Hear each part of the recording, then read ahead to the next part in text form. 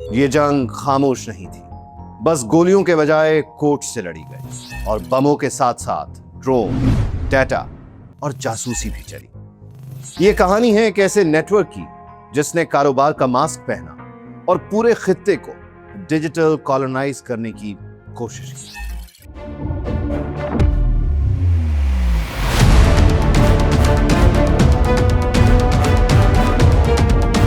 1992 میں بھارت اور اسرائیل نے سفارتی تعلقات قائم کیے، مگر انٹیلیجنس ذرائع کے مطابق را اور موساد کے درمیان غیر رسمی اشتراک اس سے پہلے ہی شروع ہو چکا تھا۔ نیو دلی میں خفیہ مراکز، مشترکہ ٹریننگ اور کوورٹ سرویلنس نیٹ ورکس کی بنیاد پڑ چکی تھی۔ ان دونوں ایجنسیوں نے سیکھ لیا تھا کہ مستقبل کی جنگیں بندوق سے نہیں، ڈیجیٹل نیٹ ورک سے لڑی جائیں۔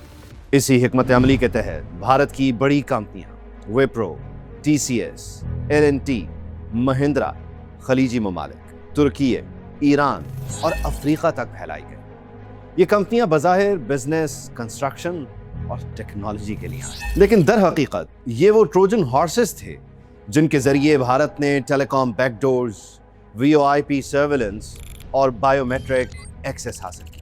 اسی دوران را اور موساد نے ایک متوازی نیٹ ورک بنایا جس کا مقصد تھا ڈیٹا چوری، کمیونیکیشن کنٹرول اور جیو پولیٹیکل مینیپولیشن۔ بلوچستان میں علیحدگی پسند تحریکوں کو ڈیجیٹل سہولت فراہم کی گئی، افغانستان میں مخصوص گروہوں کو سپورٹ دی گئی اور ایران میں حساس حملوں کے فوراً بعد VoIP لوکیشن ٹریس ہوئی جن کا رخ بھارتی کوڈز اور اسرائیلی IPs کی طرف گیا۔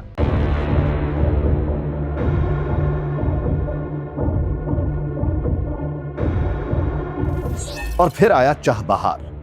ایران کے ساتھ ایک تاریخی اقتصادی تعاون کا ماسک پہنے بھارت نے چاہ بہار بندرگاہ پر 2 اہم برز کا کنٹرول حاصل کیا۔ ظاہر میں یہ گوادر کے مقابلے کی راہداری تھی، لیکن حقیقت میں یہ موساد کو ایران میں انفلٹریٹ کرنے کا جغرافیائی دروازہ تھا۔ 2025 میں تہران کے جنوب میں ایک کمرشل عمارت پر چھاپا مارا گیا۔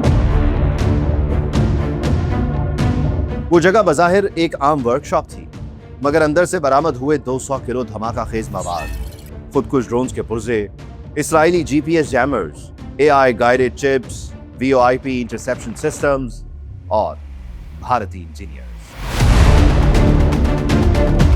ایرانی میڈیا کی رپورٹس کے مطابق یہ مواد سیستان، بلوچستان میں سرگرم ایک بڑے نیٹ ورک سے جوڑا جا رہا ہے۔ یعنی یہ صرف ایک فیکٹری نہیں لگتی، بلکہ شواہد ایک پورے نیٹ ورک کی طرف اشارہ کرتے ہیں جس کی جڑیں چاہ بہار کی ان 2 برتھ سے جا ملتی ہیں جن پر بھارت کا آپریشنل کنٹرول تھا۔ یہ وہی برتھ تھیں جہاں سے ڈرون کمپوننٹس، سرویلنس ٹولز اور اسرائیلی ٹیک ایران کے اندرونی علاقوں تک پہنچائی جاتی تھی۔ رپورٹس کے مطابق مہندرا نے خلیجی ریاستوں میں سرویلنس باکسز انسٹال کیے، LNT نے اسرائیلی ریڈارز ڈپلوائے کیے اور وپرو اور دیگر بھارتی کمپنیاں ٹیلی کام اور بینک سسٹمز کی بیک ڈور ایکسس سنبھالے ہوئے۔ اسی دوران قطر نے ڈارا اسپائی رنگ بے نقاب کیا، جہاں بھارتی IT workers facial recognition network سے ڈیٹا نکال رہے تھے۔ ترکی کی MIT نے 34 ایسے افراد گرفتار کیے جو بھارتی coded soft where per Mossad linked operations چلا رہے تھے۔ اب ایران پاکستان کے ساتھ مل کر کیپچرڈ ایویڈنس کا فورنزک آڈٹ کر رہا ہے۔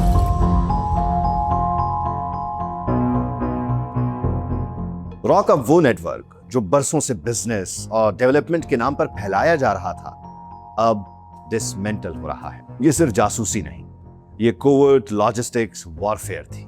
یہ ایک بلو پرنٹ تھا، ڈیجیٹل انفلٹریشن، انفراسٹرکچر کنٹرول اور پھر پولیٹیکل مینیپولیشن۔ اب سوال یہ نہیں کہ بھارت چاہ بہار میں کیا کر رہا تھا، بلکہ یہ ہے کہ وہاں سے موساد کو کیا فائدہ مل رہا تھا، اور کیا ایران کی خود مختاری کو خاموشی سے نقصان پہنچایا گیا۔